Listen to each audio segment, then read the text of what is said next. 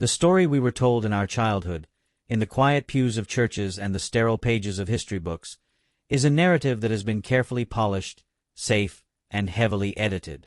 We are taught that the Bible descended through time as a static, unchangeable monument of divine will.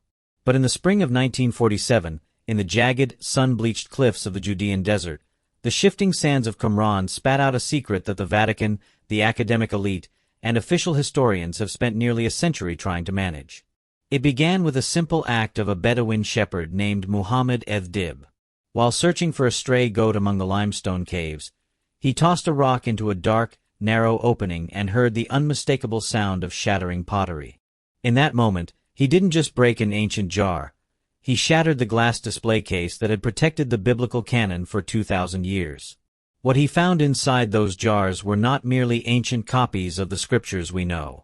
He found what many scholars now whisper about as the deleted gospel. These were manuscripts revealing that before the Bible became the bound, leather book you hold today, it was a living, shifting, and breathing organism, and for those in positions of absolute power, it was dangerously unpredictable. This is the beginning of an investigation into why over 1,000 years of history were redacted from your sight, and why the existence of a 13th scroll haunts those who still control the sacred narrative of the West. When these scrolls were first unearthed, the theological world experienced a seismic shift.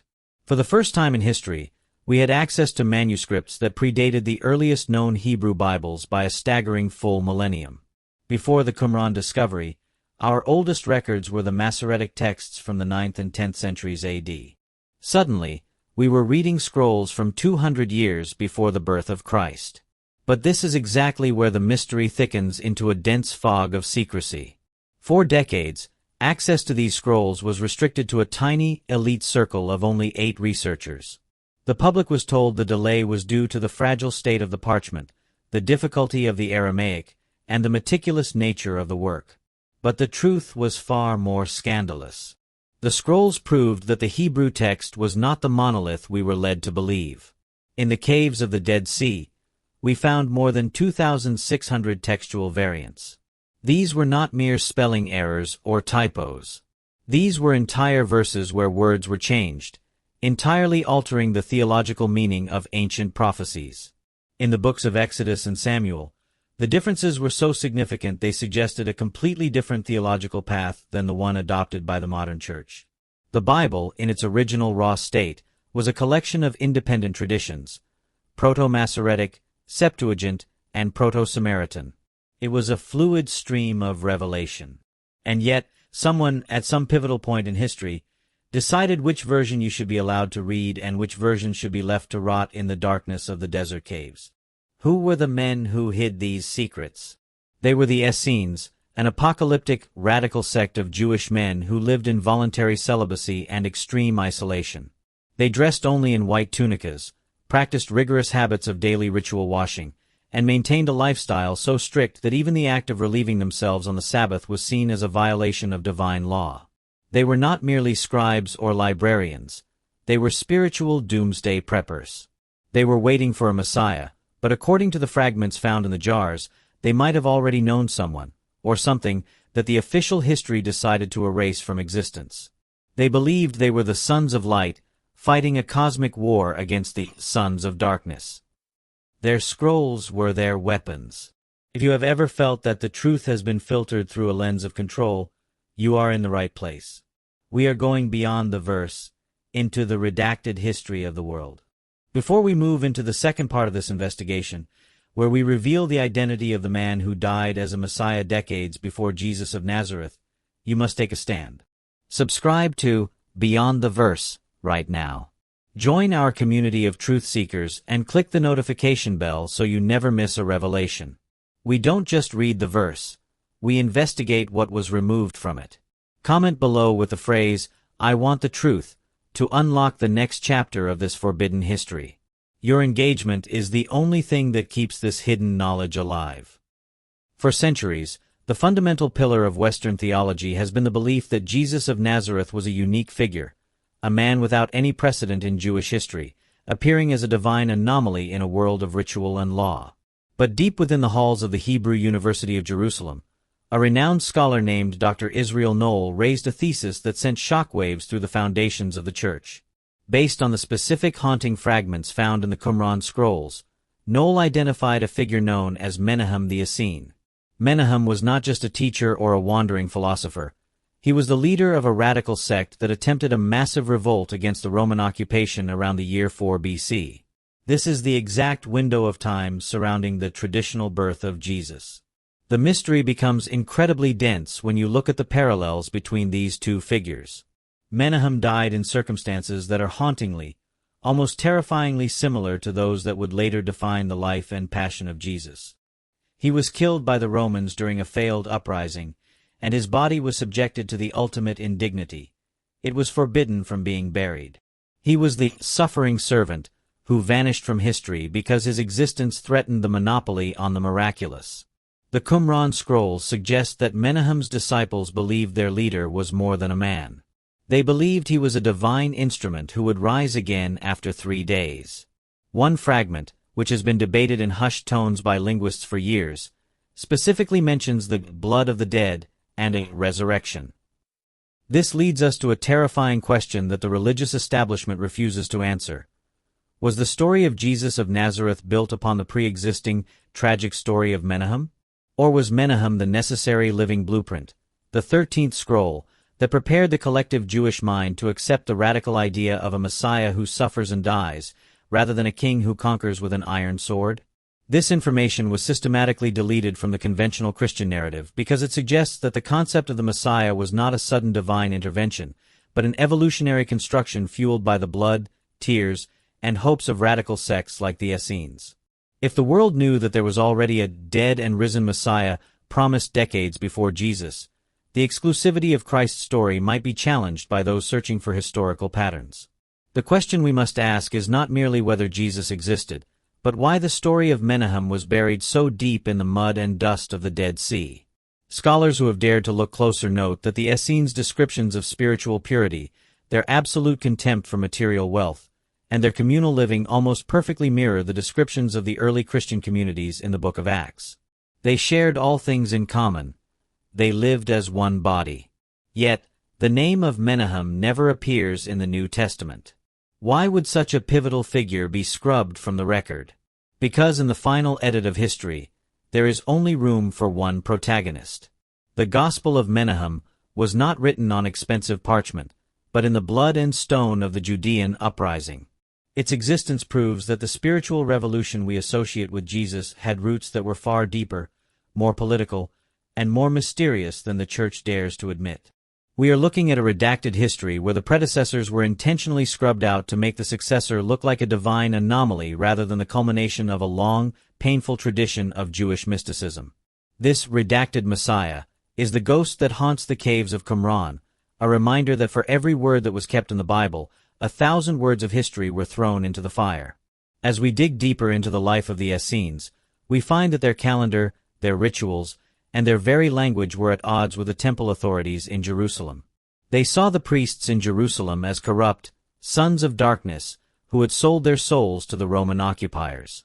Menahem represented a pure, unadulterated version of the faith, a version that demanded total sacrifice. When he was killed, his followers didn't just mourn.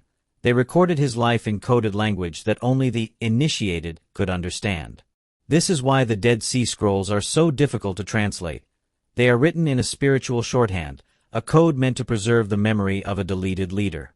The Church has long claimed that the silence between the Old and New Testaments was a time of prophetic drought. But Qumran tells us it was a time of prophetic flood. It was a time of messianic pretenders, radical martyrs, and hidden masters. Menahem was the greatest of them. To understand Jesus, you must first understand the man who wore the white tunica and died at the hands of Rome while Jesus was still an infant in Egypt. This is the secret the 13th scroll was meant to protect. If you think all the secrets were revealed when the first jars were opened in 1947, you are gravely mistaken. The mystery of Qumran is a story that is still being written in real time. Recently, archaeologists discovered a 12th cave, fueling rumors that a 13th cave and a 13th scroll still exist, hidden by the complex geography of the Judean hills. But when the 12th cave was finally entered, there was a problem. It was empty. Or rather, it had been looted. Evidence suggests that in the 1950s, while the world was distracted by global politics, shadowy figures were already removing the most sensitive documents. Where are those documents now? Where is the scroll that could contain the final, undeniable word on the messianic bloodline?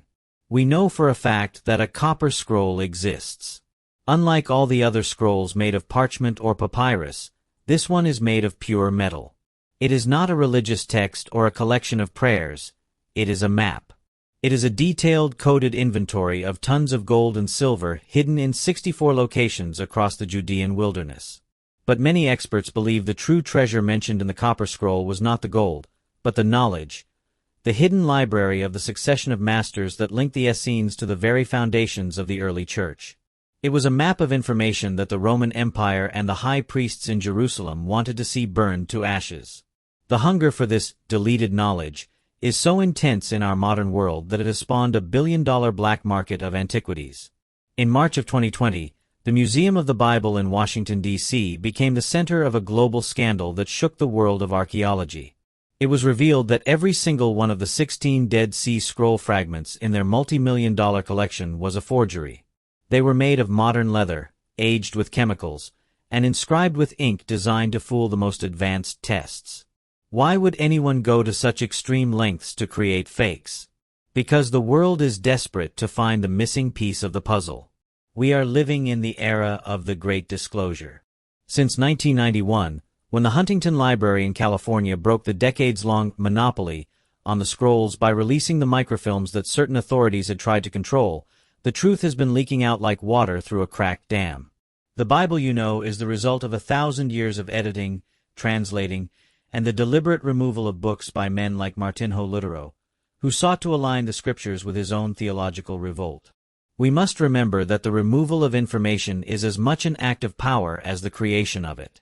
When Lutero decided to remove the 7 deuterocanonical books, Tobit, Judith, Wisdom, Sirach, Baruch, and the books of Maccabees, he wasn't just cleaning up the Bible.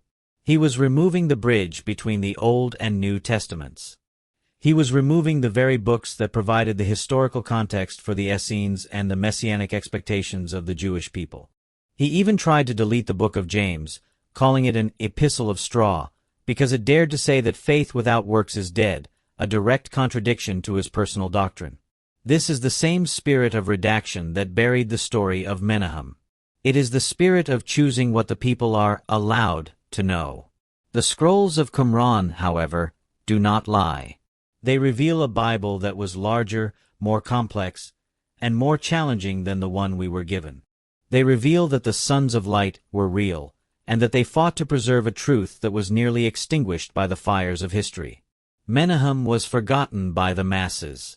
The Essenes were eventually massacred in 70 AD by the 10th Roman Legion during the destruction of Jerusalem.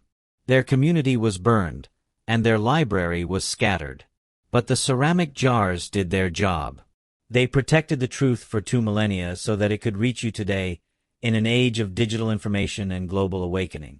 The secret life of the father of Jesus, the missing years of Christ's youth, the Messiah who died in 4 BC, it is all part of a grand mosaic that we are only now beginning to reconstruct.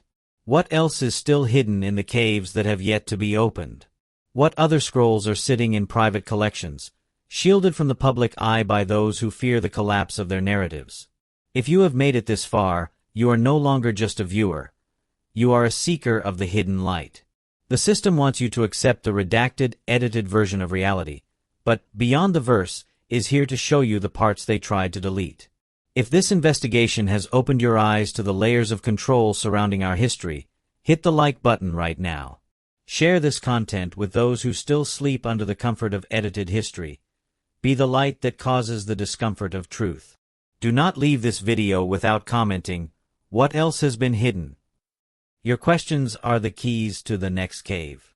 I read every single comment, and your insights will drive our next documentary. Stand for the truth, even if you stand alone. Until the next mystery, keep searching, and stay beyond the verse.